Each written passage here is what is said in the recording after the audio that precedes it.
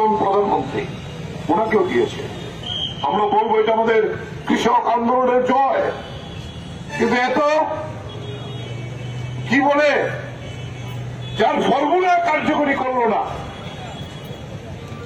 যেটা কৃষকদের আজকে দল মত বর্ণ ধর্ম নির্বিশেষে কৃষকদের দাবি স্বাধীনতার ফর্মুলা এমএসপি করতে হবে, তার না মেনে মোদী ওনাকে ভারতরত্ন দিয়ে এই সম্মান জানিয়েছে। কালকে এই নিয়ে এই সম্মান অনুষ্ঠানের একটি সংবর্ধনা অনুষ্ঠান ছিল। এই অনুষ্ঠানে তার আমন্ত্রণ জানিয়েছিলেন ডক্টর স্বামীনাথনের সুযোগ্য কন্যা মথুরা স্বামীনাথনকে। সরকারি মঞ্চে দাঁড়িয়ে মথুরা স্বামীনাথন, তিনি একজন শ্রেষ্ঠ বিজ্ঞানী, তিনি বলেছেন যে আপনারা আমাকে ডেকেছেন আমার স্বনামধন্য পিতাকে ভারতরত্ন উপাধি দিয়েছে তাতে আলোচনা করার জন্য, কিন্তু আমি কি আলোচনা করি?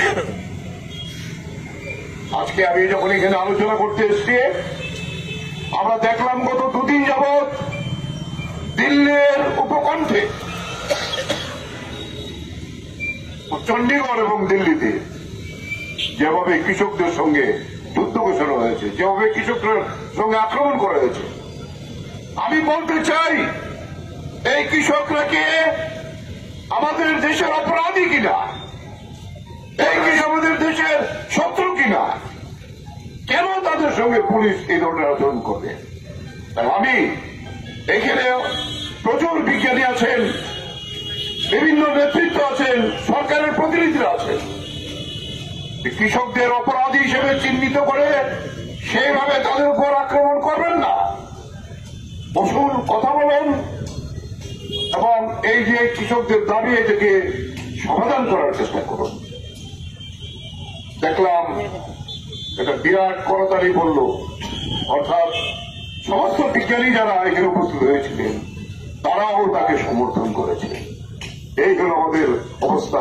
কিন্তু এটা মোদীর অবিশ্বাদের কর্ণগোচরে ঢুকছে না।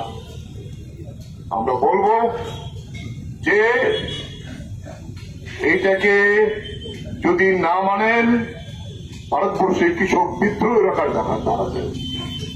তার সঙ্গে দেশের শ্রমিক শ্রেণী তার অধিকার যেভাবে আপনারা কেড়ে নিয়েছেন, 44টা শ্রম কোড, 8 ঘন্টা কাজ, যেটা আমরা মে দিবস পালন করার মধ্য দিয়ে করি, 8 ঘন্টা কাজ, 8 ঘন্টা বিশ্রাম, 8 ঘন্টা আনন্দ। এই আন্তর্জাতিক স্বীকৃত আইন ভারতবর্ষ চালু ছিল, এটাকে আপনারা বাতিল করে দিয়ে দেশের পুঁজিপতিদের স্বার্থে 12 ঘন্টা কাজের অধিকারকে পুঁজিপতিদের জন্য দিয়ে দিয়েছে। ধর্মঘট করা যাবে না, সভা সমিতি করা যাবে না মালিকদের অনুমতি ছাড়া। অর্থাৎ আমাদের দেশের শ্রমিক শ্রেণীকে দেশের পুঁজিপতি দালাল নরেন্দ্র মোদীর তাদের হাতে ছেড়ে দিয়েছে, এটা মানতে পারে না। কৃষক শ্রমিক যারা রেগার কাজ পায় তার বাজেট প্রতি বছর কমানো হচ্ছে, এবারও কমানো হয়েছে। আমরা দাবি তুলেছি, এটা বিজেপি দাবি করেছিল এক সময় 200 দিনের কাজের গ্যারান্টি দেওয়া হবে, তাই আমরা 600 টাকা মজুরি দাবি করছি। এইভাবে এই যে শ্রমিকদের অধিকার, কি আইন করলো? যে ব্রিটিশ আইন আইপিসি তাকে বাতিল করে সংহিতা আইন, সেই আইনে কি বললো? গাড়ির চালক যদি দুর্ঘটনা পড়েন তাহলে সেই গাড়ির চালক কোন আইন লাগবে না, তার 10 বছরের জেল হবে। এই ধরনের দানবীয় আইন যেটা পৃথিবীর মধ্যে কোন জায়গাতে নেই। এইভাবেই আজকে শ্রমিকদের সঙ্গে কৃষকদের সঙ্গে নরেন্দ্র মোদীর সরকার এই প্রতারণা করছেন, তাদেরকে দাসত্ব পরিণত করার চেষ্টা করছেন, অন্নদাতাদের আর খেটে খাওয়া মানুষদের। তাদের উপর এই যে পুলিশের নির্যাতন, এই নির্যাতনের বিরুদ্ধে আজকে এই বন্ধের দিনে সংযুক্ত কিষাণ মোর্চা এবং আমাদের কেন্দ্রীয় ট্রেড ইউনিয়নগুলো এবং অন্যান্য শ্রমিক সংগঠন যৌথভাবে সারা দেশে এই পুলিশের নির্যাতন অত্যাচার যেটা গত 12 তারিখ থেকে দিল্লির উপকণ্ঠে চণ্ডীগড়ে চলছে তার প্রতিবাদ জানাবার জন্য সিদ্ধান্ত নিয়েছিলাম। আমরা তার অংশ হিসেবে আজকে আগরতলাতেও এই বন্ধের দিনে এই প্রতিবাদ এই সংগঠিত করেছি। আমাদের রাজ্যের বিভিন্ন জায়গাতেও আজকে বিভিন্ন জেলাতে মহকুমাতে এই প্রতিবাদ এই দুটি সংগঠন যৌথ সংগঠনের উদ্যোগে সেখানে করা হবে। এই কর্মসূচিতে আপনারা যারা এত কিছুর পরেও অংশগ্রহণ করেছেন আমি সংযুক্ত কিষাণ মোর্চা কেন্দ্রীয় ট্রেড ইউনিয়ন সমাজ পক্ষ থেকে সংগ্রামী অভিনন্দন জানিয়ে এবং বিভিন্ন কর্মচারী ফেডারেশন পরিবহন এর সঙ্গে যুক্ত শ্রমিকরা দেশে গ্রামীণ ভারত বন্ধ শিল্প ধর্মঘট এবং বিভিন্ন পরিষেবা ক্ষেত্রে ধর্মঘটের ডাক দিয়েছিল এবং আজকে এখন পর্যন্ত আমরা যা দেখছি খবর যা এসেছে রাজধানী দিল্লি উত্তরপ্রদেশ বিহার রাজস্থান সহ গোটা দেশ স্তব্ধ হয়ে গেছে। রেল বন্ধ, পরিবহন শ্রমিকদের চাক্কা জামে ব্যাপক প্রভাব পড়েছে পরিবহন শিল্পের উপর। আমরা আমাদের রাজ্যের যে খবর পেয়েছি গ্রামীণ এলাকার মানুষ তারা কৃষির বিভিন্ন কাজে যায়নি এবং পরিবহনের সঙ্গে যুক্ত যারা আছে তারাও এই ধর্মঘটে আমাদের রাজ্যের মধ্যেও সামিল হয়েছেন। বিস্তৃত খবর হয়তো আমরা আরো পরে পাব। ব্যাপক প্রচার আমরা করেছিলাম, মানুষের কাছ থেকে সারা আমরা পেয়েছিলাম। তো আজকে আমরা যে এখানে রাস্তায় নেমেছি তার প্রধান কারণ ইতিমধ্যে আমরা বলেছি। আপনারা দেখছেন গত বলা যেতে পারে 12ই ফেব্রুয়ারি থেকে পাঞ্জাব এবং হরিয়ানার কৃষকরা, যদিও তার সঙ্গে আমাদের সংযুক্ত কিষাণ মোর্চার সেখানে যোগাযোগ নেই, তারা আলাদাভাবে ডক্টর স্বামীনাথনের যে ফর্মুলা ন্যূনতম সহায়ক মূল্য দিতে হবে, উৎপাদনের যে খরচ তার 1.5 গুণ দাম দিতে হবে, সরকারি বেসরকারি কৃষি ঋণ মুকুব করতে হবে। এই দুটোই প্রধান দাবি। তারা একটা মোর্চা তৈরি করেছেন, তারাও বলছেন কিষাণ মোর্চা এবং শ্রমিক মোর্চা এই ধর্মঘট তারা 13 তারিখে দিল্লি অভিযানের ডাক দিয়েছিলেন। দেখা গেল যে 2020 সাল থেকে যেভাবে আমাদের সংযুক্ত মোর্চার অভিযানকে দিল্লির 5টি সীমান্তে ওই কৃষকদের বিরুদ্ধে মোদী সরকার তার দাবি না মানে যেভাবে যুদ্ধ ঘোষণা করেছিল, ঠিক একইভাবে এই আন্দোলনেও তারা যুদ্ধ ঘোষণার মতোই আরো ব্যাপকভাবে। কালকে রাত্রেবেলা কথা বলছিলাম আমাদের কেন্দ্রীয় নেতৃত্বের সঙ্গে যে দিল্লির সীমান্তে অনেক জায়গায় প্রায় 1 থেকে 2 কিলোমিটার ব্যারিকেড, আমাদের ভারত বাংলাদেশের কাঁটাতারের বেড়া, এরপরে নিশ্চিন্ত নয় প্রায় 1 কিলোমিটার জায়গা কংক্রিট দিয়ে ব্যারেক পুঁতে দিয়েছে। আপনারা ছবিতে এগুলো দেখছেন, বিভিন্ন মিডিয়াতে সোশ্যাল মিডিয়াতে ব্যাপকভাবে আসছে। এবং 14 তারিখে দেখা গেল এরপরে যখন এগুলো মারিয়ে কৃষকদের ট্রাক্টর দিল্লি অভিমুখে রওনা হয়েছে, সমস্ত পুলিশের বাধা পেরিয়ে ব্যাপকভাবে তাদের উপর আক্রমণ নামিয়ে নিয়েছে। এবং এটা আমরা দেখলাম নতুন টেকনোলজি, আমরা এটা ভারতবর্ষ পৃথিবীতে দেখলাম। ইসরায়েল যেভাবে হামাসের উপর ড্রোন দিয়ে বোমা ফেলছে, ভারতবর্ষ এই পুলিশ নরেন্দ্র মোদীর পুলিশ এই পুলিশ ড্রোন দিয়ে কাঁদুনো গ্যাসের সেল এই কৃষকদের উপর চালিয়েছেন, পাঠিয়েছেন, শত শত কৃষক আক্রান্ত হয়েছেন তাতে। তারপরেও কৃষকদের দমাতে পারেনি। 3 জন কেন্দ্রীয় মন্ত্রী ওভারটাইম খাটছেন আলোচনা করে মীমাংসা করার জন্য, কিন্তু কৃষকরা যেটা বলেছেন যে ন্যূনতম সহায়ক মূল্য এবং ঋণ মুকুব এটা প্রধান দাবি, এটা যদি না মানা হয় আমরা রাস্তা ছাড়বো না, আমরা দিল্লি যাবই। কালকে আবার এই আলোচনা হয়েছে, বলেছেন হ্যাঁ আলোচনা ব্যর্থ হয়েছে, আবার আমরা আগামী রোববারে 18 তারিখ আমরা বলবো আলোচনা করার জন্য। কেন? নির্বাচন আসছে, যে হোক, যদিও সংযুক্ত মোর্চার সঙ্গে নিয়ে তারা, কিন্তু কৃষক তার মূল দাবি আছে সেখানে, এবং এদের উপরে যে অত্যাচার চালিয়েছে আপনারা কালকে হয়তো বিভিন্ন মিডিয়াতে দেখেছেন। আমাদের দেশের এবং পৃথিবীর অন্যতম শ্রেষ্ঠ কৃষি বিজ্ঞানী ডক্টর স্বামীনাথনকে এবার ভারত রত্ন উপাধি দিয়েছেন। গ্রামীণ ভারত বন্ধ, শিল্প এবং পরিষেবা ধর্মঘট। এই অবস্থাতে আমাদের দিল্লিতে আপনারা জানছেন, দিল্লি এবং চণ্ডীগড়ে যেভাবে পুলিশ প্রচন্ডভাবে কৃষক আন্দোলনকারী যারা তাদের উপর বর্বরচিত, ভারতবর্ষের ইতিহাসে বোধ হয় এই ড্রোন দিয়ে সেখানে যারা ওই কাঁদনে গ্যাস ছোড়া, এটা প্রথম হল কৃষকদের উপর। কৃষকরা কি অপরাধী? তারা কি ক্রিমিনাল কেস করেছে? তারা তো নিজেদের হক দাবি চাইতে আসছে শ্রমিকরা। এই আক্রমণের বিরুদ্ধে আমাদের আজকে গোটা দেশে সংযুক্ত কিষাণ মোর্চা এবং কেন্দ্রীয় ট্রেড ইউনিয়নগুলো এই প্রতিবাদও হবে এই বন্ধের দিনে। তাই আমরা আজকে আগরতলায় এই প্রতিবাদে সামিল হয়েছি পুলিশি নির্যাতনের আক্রমণে। দেশটাকে লুটপাট করে খাচ্ছেন, দুর্নীতিতে নিমজ্জিত হয়ে গেছে বিভিন্ন রাজ্য সরকার এবং কেন্দ্রীয় সরকার। এটা অস্বীকার করার সুযোগ নেই। এরা অন্যের পিছনে সিবিআই ইডি লাগায়, সাহস থাকে তো তাদের এগুলো তদন্ত করো। বিরোধীরা যে সমস্ত অভিযোগ উত্থাপন করেছে এগুলো তদন্ত করো। তদন্ত করলে তার সমস্ত কিছু বেরিয়ে আসবে।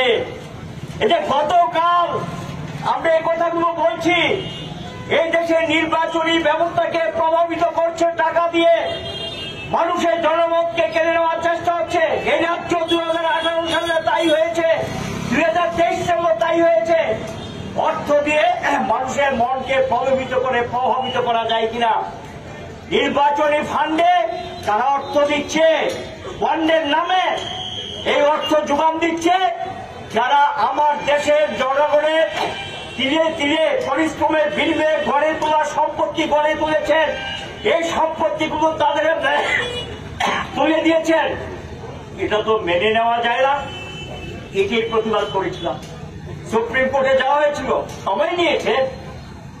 5 জন বিচারপতি চিফ জাস্টিসের নেতৃত্বে ঐক্যমতের ভিত্তিতে বলেছে যে না, ঠিকই তো, এ তো নির্বাচনে যারা টাকা দিচ্ছে, কারা দিচ্ছে, তাদের নাম জানার অধিকার জনগণের আছে। কেন এই রাজনৈতিক দলকে দিচ্ছে? ওই বামপন্থীরা তো এই টাকা নেয় না, বামপন্থীরা তো এই টাকা গ্রহণও করে না। কাকে দিচ্ছে? বৃহদাংশ টাকা বিজেপিকে দিচ্ছে। এগুলো প্রকাশ করার জন্য আরটিআই অনেকবার বলা হয়েছে, তথ্য প্রকাশ হয় না। এখন বেরিয়ে আসবে সুপ্রিম কোর্টের নির্দেশের প্রতি তাদের শ্রদ্ধা থাকে, সম্মান থাকে। ভোটের রায়ের প্রতি সম্মান জানিয়ে নির্বাচন কমিশনকে এগুলোর নাম প্রকাশ করার জন্য বলছে। দেখবেন নাম বেরিয়ে আসবে কার? ওই আদানি আম্বানিদের কোম্পানিগুলোর নাম বেরিয়ে আসবে। এরাই অর্থে জোগাড় দিচ্ছে শাসক দলকে, এরাই জলের দলে আমার দেশের সমস্ত সম্পদ বিক্রি করে নিচ্ছে। এরা বন্দর নিয়ে নিয়েছে, এরা এয়ারপোর্ট নিয়ে নিয়েছে, এরা বিভিন্ন কয়লা খনিগুলো তাদের আয়ত্তে নিয়ে গেছে, এবং এয়ার ইন্ডিয়ার মতো সম্পত্তিও নিয়ে গেছে টাকার মতো লোকরা। এরা কার সম্পত্তি? জনগণের সম্পত্তি। কাজেই এরা দেশের মানুষের সঙ্গে বিশ্বাসঘাতকামি করেছে এবং দেশের মানুষের স্বার্থের পরিপন্থী কাজ করিয়েছে। দেশবাসী এদেরকে ক্ষমা করবে না, এবং দেশবাসী এক জবাব তারা চাইবে। এই জবাব চাওয়ার জন্য সামনের দিনগুলোতে আসছে নির্বাচন। এই নির্বাচনে শ্রমজীবী, কৃষক, গণতান্ত্রিক মানুষ, সাধারণ মানুষ যাদের জীবনের অভিজ্ঞতার ভিত্তিতে লাঞ্ছিত বঞ্চিত, তারা তাদের উপযুক্ত জবাব দেবে। আজকের আন্দোলনের মধ্য দিয়েই গোটা দেশে এই বার্তা আমরা পৌঁছে দিতে চাই। আমাদের রাজ্য বাধা বিপত্তি এগুলোর মধ্যে এগুলো অমান্য করে, বাধা বিপত্তি এগুলো অমান্য করে দিয়ে আমাদের রাজ্য আমরা লক্ষ্য করছি দারুণভাবে তারা সাড়া দিয়েছেন এবং নৈতিকভাবে সাড়া দিয়েছেন। কাজেই এটা প্রতি সকলকে প্রতি সম্মান রেখে আমরা আজকের যে আন্দোলন, সেই আন্দোলনে জাস্ট খালি গত কয়েকদিন ধরে কৃষক আন্দোলনের উপর যে এটা চলছে তার প্রতিবাদ আমরা করলাম, আর দেশব্যাপী সেই প্রতিবাদ চলছে। এই কথাগুলো বলে আগামী দিন আরো লড়াই, আরো সংগ্রাম এবং মানুষের ঘরে ঘরে পৌঁছে বার্তা আমাদের নিয়ে যেতে হবে। যত কঠিনই হোক এই দায়িত্ব আমাদের পালন করতে হবে। আমাদের রাজ্যের পরিস্থিতিটা স্বাভাবিক না, আমাদেরকে কথা বলতে দেয় না, আমরা মানুষের কাছে না পৌঁছতে পারি, বাধা তৈরি করে। এগুলো জানা সত্ত্বেও আমাদের সামনের দিকে যেতে হবে, সামনের দিকে এগিয়ে যাওয়ার জন্য অগ্রসর হতে হবে।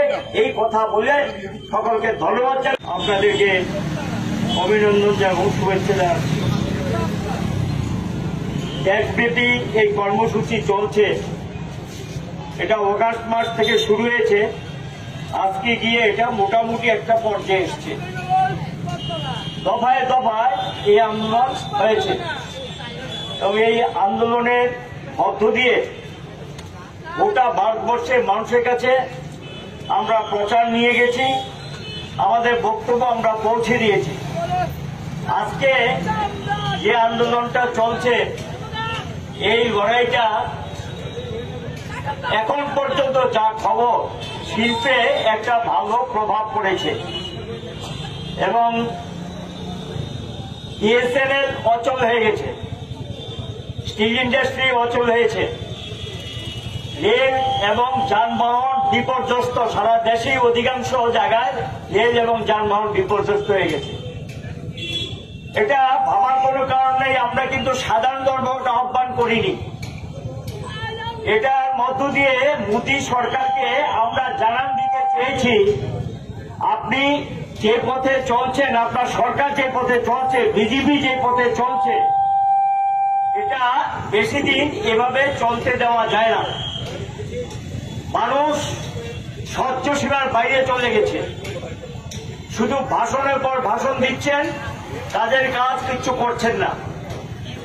এবং আমরা লক্ষ্য করছি গত কয়েকদিন যাবৎ আমাদের দেশের প্রধানমন্ত্রী অস্থির হয়ে পড়েছেন, ভিতরে একটা আতঙ্কবোধ কাজ করছে, সরকারে ফিরে আসা সম্ভব কিনা এই ধরনের একটা ভয়বোধ ভিতরে কাজ করছে।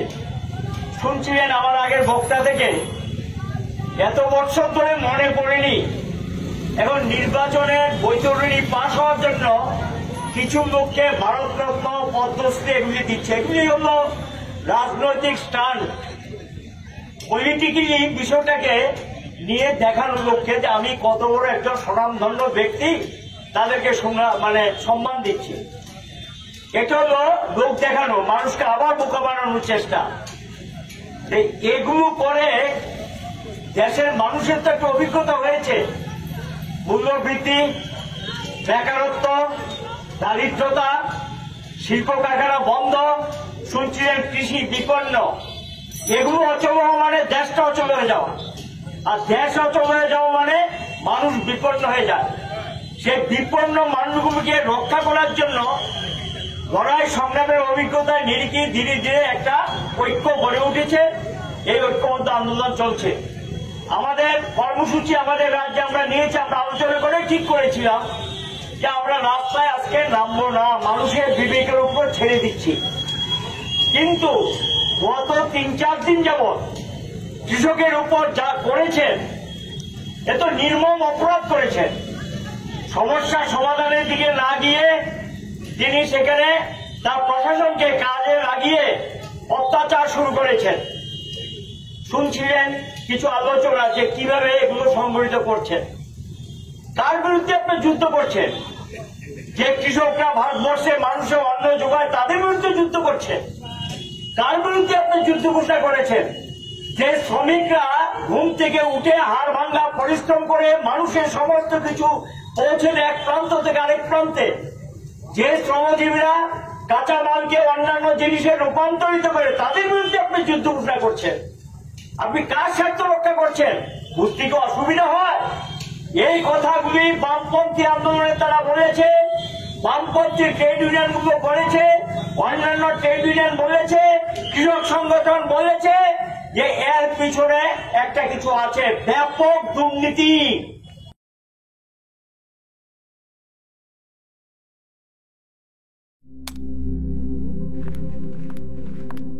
রিয়া, ডাকছিলে বাবা? কতদিনের রিলেশন? বছর 5 হবে। কেন? একবার জানালি না? সম্পর্কটা তো আমার, বিয়েটাও আমার, পছন্দও আমার।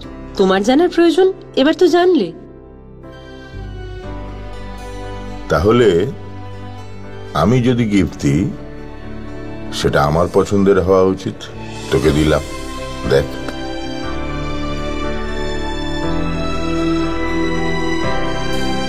বাবা, 7 দিন ধরে অরিজিতের প্রোফাইল অবজার্ভ করছি। Good choice. তোমারও। রাধাকৃষ্ণ জুয়েলারি, ভালো লাগায় ভালোবাসায়।